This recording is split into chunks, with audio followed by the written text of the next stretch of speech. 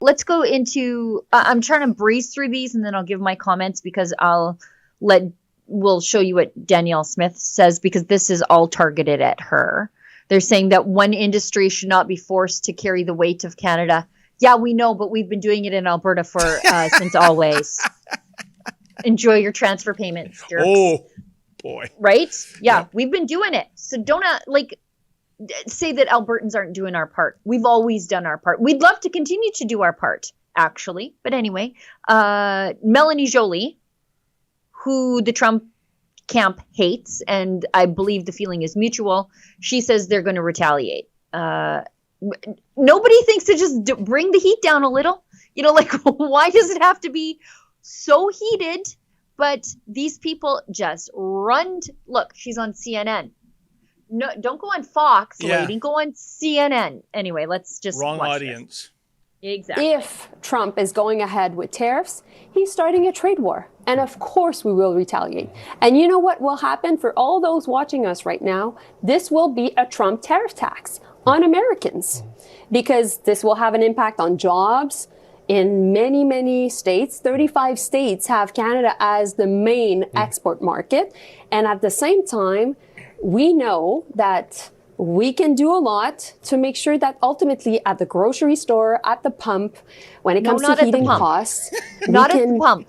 Try to make sure that things are not as costly. But if we have 25% tariffs against us, of course we will retaliate. And of course that will translate into a tax on Americans. Can you describe in any greater detail exactly how Canada would retaliate? Listen, we still want to make sure that we get to a deal without any tariffs. We think we can get there. We have the USMCA, which was, according to President Trump himself, the best deal ever signed by the American administration. We believe it was a win-win.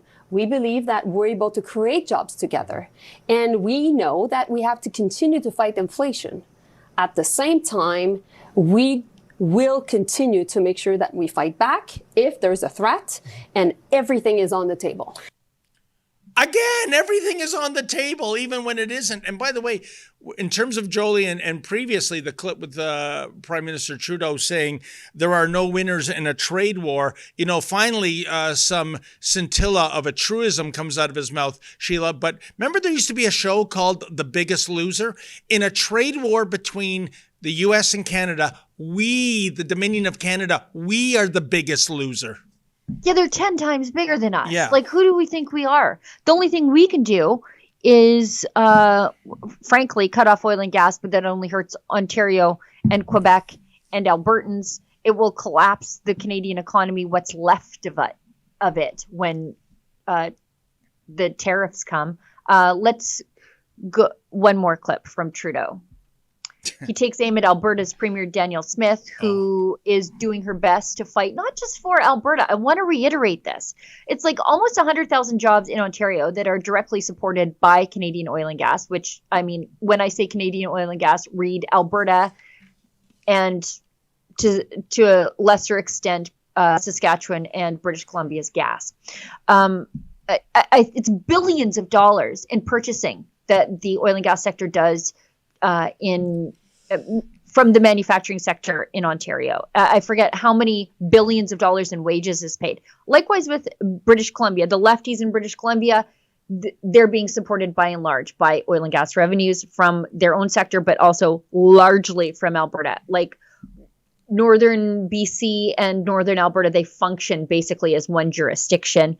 But anyway, Smith is fighting for all of those jobs.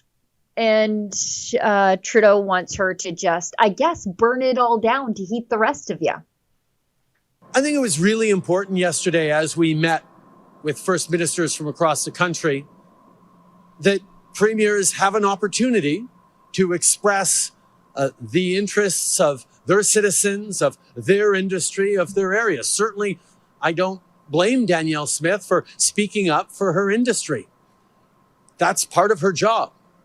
But every single premier other than Danielle Smith then chose to put Canada first and say, but we're all part of Team Canada, because what happens to any part of us happens to all of us. And we will be there to respond strongly, to fight for Canada, and to do it in a united way that makes sure that it's fair across all industries, across all regions. That was what we came together yesterday to do. Sheila, I would actually like to point out to Danielle. That's good enough. Sheila, my blood is boiling because this is a new low for Justin Trudeau, even for blackface.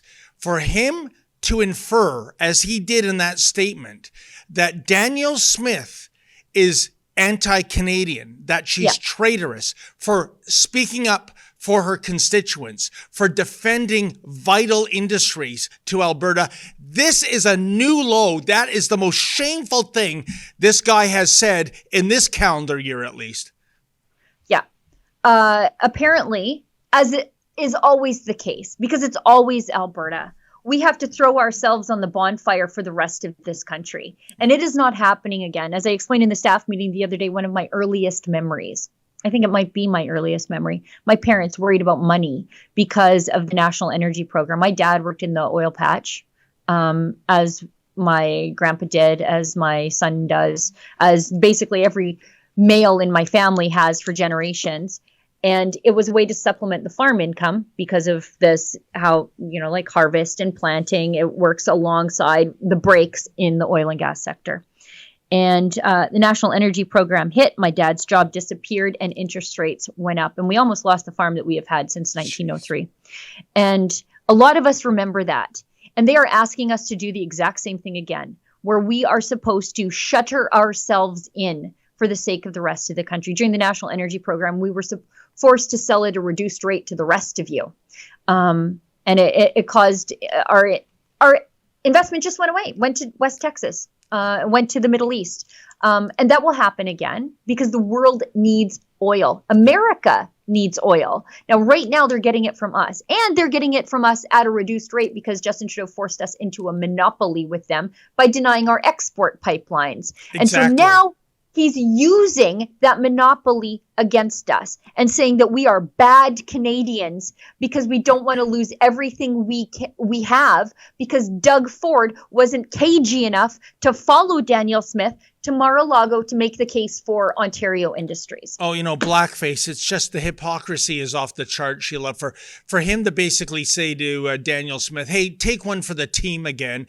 Meanwhile, Trudeau has told the leaders of Germany, Japan, Greece, oh, no, there's no business case for $1 trillion worth of energy exports to your nations. $1 trillion. Isn't that the size of the Canadian economy? But then again, the budget will balance itself. You'll have to forgive me if I don't know anything about monetary policy. I mean, it is absolutely unbelievable that this guy who is behind a screw job of Alberta by not allowing your province to export all these trillions of dollars of wealth, Sheila, to other markets, has the audacity to show up this week and say, hey, Danielle, take one for the team, just suffer and be a true Canadian. It's despicable.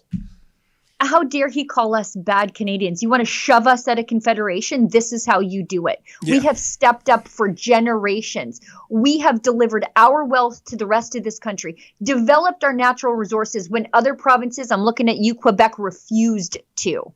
They took our wealth, lived high on the hog because of us, and now they want us to sacrifice ourselves one more time. We're happy to contribute to this country by and large. It's a little too much most of the time, but we're happy to do more, by the way, than the rest of this country, to up the standard of living in this country. All we ask is that you leave us alone to do it. And they won't even do that for us. And just to reiterate the points that I was making on the National Energy Program, for those of us who are old enough to remember it, and like I said, it was very early in my time on this earth. And it took a very long time for my family to drag itself out of the mess created by the last Prime Minister Trudeau. But Danielle Smith tweeted about it this morning for the rest of the country, in case you didn't have to experience what so many of us did in Alberta when all we wanted to do was work. This is what happened. This is what she says. This is what happened the last time a Trudeau slapped an export tax on Alberta energy. Efron put it in the Slack tweet. It's a tweet from Premier Smith. Olivia, if you want to bring that up. There we go. Yeah, here it is. Here's what happened the last time a Trudeau slapped an export tax on Alberta energy. Unemployment quadrupled from 3.7%. So anything under 4% is like constructive negative unemployment, up to 12.4% as thousands lost their jobs, and it damn near happened overnight. Home values plummeted 30% and thousands of people lost their homes. We had a little something called jingle mail. You won't know that phrase in the rest of the country, but mail to the bank jingled because people were mailing in their keys. Jeez. And bankruptcies rose by 150%. Tens of thousands of people left the province, plunging us into a multi-year recession. Brain drain on the economy. All of our professionals, the geologists, the technologists, they left. The petrologists, just gone. The cost to Alberta was between $50 to $100 billion. As Danielle Smith said, our government is not going to sell out Albertans to another Trudeau export tax on energy. His dad crushed the lives of thousands in our province. We won't let his son do it to our people again. Never. So, you know what? Let's rumble. You know what, Sheila? I wonder what Blackface would say to Premier Smith's tweet. I wonder if he would dare say, "Oh, well, she's experiencing it differently, I suppose." And you know, by the way, that breaks my heart about how your family was on the brink. I'm not special. I'm not special. It happened to everybody. No, everybody. I can only imagine the stress. Imagine almost losing the historical family farm because of politicians and bureaucrats in Ottawa. It's just unbelievable. But you're on better footing now. Your husband's in the oil patch, right? Making nice money. I know that, folks, because last year Sheila mistakenly phoned my voicemail. I won't give the contents. It was a text message. But I got to know Sheila a whole lot more intimately, shall I say. It wasn't that bad. Anyway. In any event, if people want to support our campaign to bring awareness on this issue about Alberta's contribution to the rest of the country, what it would mean to you if you aren't in Ontario, if Alberta cut off oil and gas exports to the United States, go to handsoffalberta.com and you can get involved. You can sign the petition, and we've got a plan to bring awareness to the streets of Toronto and Ottawa and other places too, if we can raise enough money. But there I break it down. I show you the numbers of what Alberta's contribution to Confederation means to you and why we are never doing this to ourselves again. We are not in this suicide cult with the rest of you, where only one of us has to drink the poison flavor aid. We're not doing it. You know, I wish we had a different...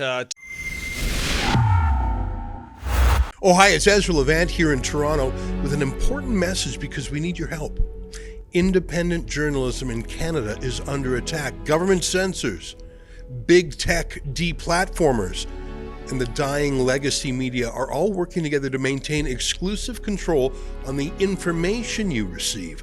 They don't want you to hear other voices like ours, and they really don't want you to be informed and to think for yourself. That's why the work we do here at Rebel News is so important. Our on-the-ground reporting, independent news shows, and special content you won't find anywhere else. It's all designed to give you trustworthy information and alternative viewpoints so you can decide for yourself.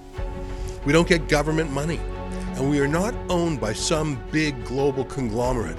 We're funded by people just like you, so please support independent journalism and help us continue our work by subscribing and becoming a Rebel News Plus member today, right here on the page. Go to rebelnewsplus.com.